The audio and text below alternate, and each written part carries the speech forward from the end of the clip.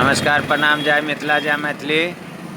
देखियो ई भूपट्टी चौक के नज़ारा छै और अखन हम सब भूपट्टी चौक पर बैठल छी और ई देखियो चौक के चहल पहल कतेक सुहान लागि रहल छै। शाम के टाइम छै और एकदम दुकान दौरी सेहो खुगल छै और ई देखियो एकदम बहुत सुहाना लागि रहल छै चौक चौराहा के। और अपने सबके बता दी कि कुछ दिन के बाद और चौक चौराहा सुहाना लागत, किया तो इलेक्शन के टाइम चल एलिया।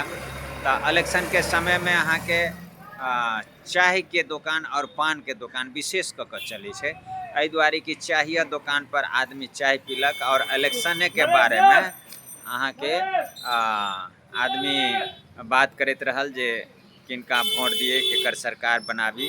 तो ई अहाँ सबके बिहार में खास क के चाय आ पान प्रसिद्ध छै। तो अपने सबके भूपट्टी चौक के नज़ारा देखा देलहुँ और देखियो कतेक सुहनगर लागि रहल छै, बहुत बढ़िया लागि रहल छै। शाम के टाइम छै और सब अपन अपन चौक पर आयल छथिन काम करे के लेल, कुछ सामान खरीदे के लेल, तो कुछ अपन चौक चौराहा पे फुसकी छोड़े के लेल।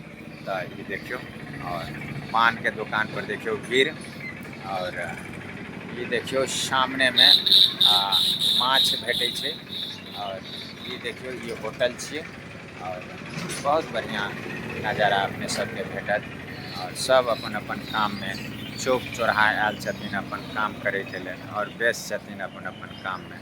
तो चलू अपने सबके भूपट्टी चौक के कुछ नज़ारा देखा दें।